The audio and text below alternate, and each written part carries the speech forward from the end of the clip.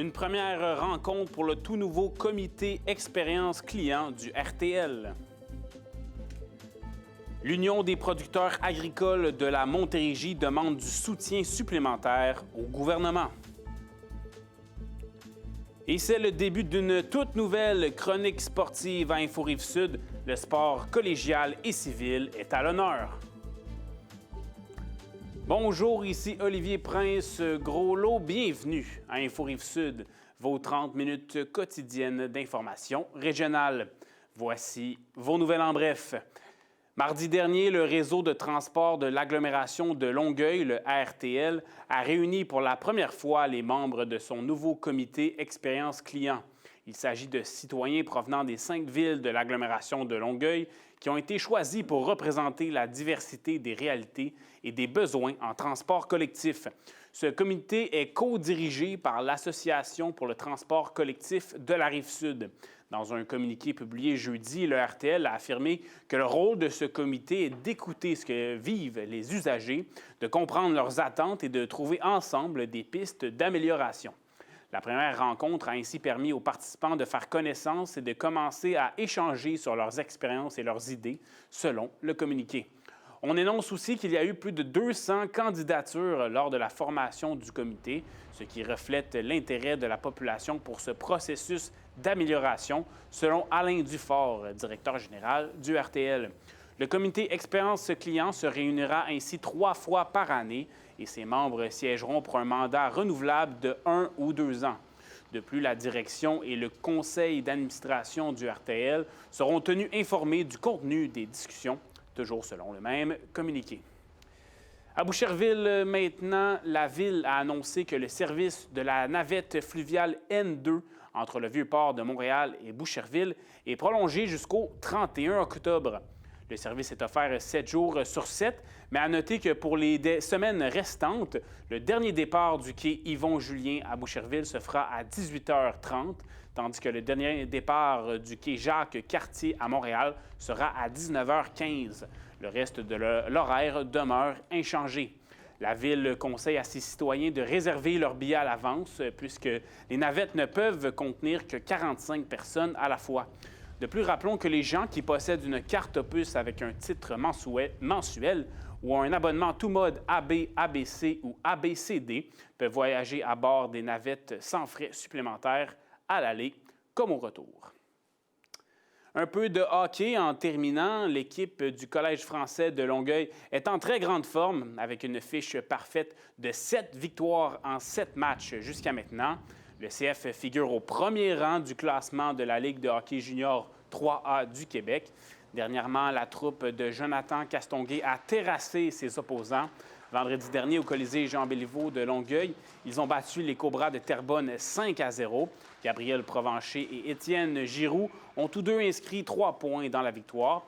Puis dimanche, à Granby, le Collège français a disposé de l'Indigo 4-0. Le gardien de but Mathis Lacroix-Goulet a donc repoussé les 43 rondelles dirigées vers lui lors de ces 2 matchs. Le CF possède d'ailleurs de loin la meilleure défense cette saison de la Ligue, avec seulement 13 buts accordés.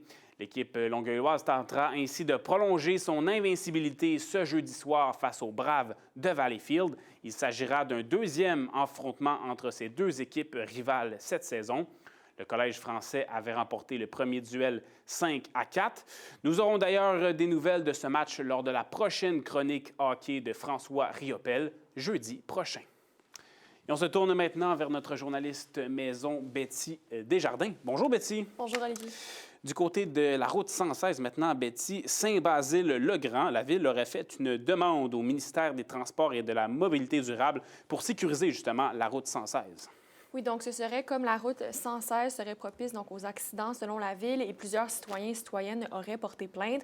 Donc depuis 2014, c'est 55 accidents qui ont été répertoriés sur le tronçon de cette route, donc aux intersections de la montée Robert, de la montée des Trinitaires et du boulevard Millénaire. D'après la Ville, les traverses de la route 116 présenteraient plusieurs enjeux de sécurité donc pour l'ensemble des usagers et les usagers vulnérables. Entre autres, le temps des traverses donc aux différentes intersections ne serait pas assez assez longue, donc pour permettre aux enfants de pouvoir traverser durant un temps sécuritaire. Et la phase piétonne de la montée Robert ne permettrait pas la protection nécessaire. Donc, il serait risqué, selon la Ville, d'attendre la réfection complète et permanente de la route pour remédier à ces dangers immédiats, comme il serait possible de mettre des mesures immédiatement.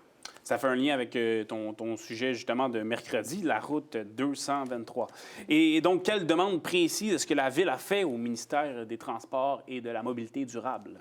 Donc, lors du conseil municipal du 1er octobre dernier, la Ville a entre autres demandé au ministère de réduire les limites de vitesse permises donc sur la portion urbanisée de la route 116, de transformer le tronçon dangereux en boulevard urbain, d'allonger les voies de virage aux intersections concernées, de réduire la distance des traverses donc grâce à des îlots centraux et de également donc aménager des liens cyclables sécuritaires. Des demandes similaires auraient déjà été faites dans les dernières années par la Ville envers le ministère. Voilà, merci. À suivre au niveau de ce qui est de la sécurité pour les routes. C'est un sujet, comme on l'a dit, qui revient là, dernièrement. Parlons du secteur agricole maintenant, Betty. L'Union des producteurs agricoles de la Montérégie tenait son assemblée générale annuelle ce jeudi au club de golf Le Parcours du Cerf à Longueuil.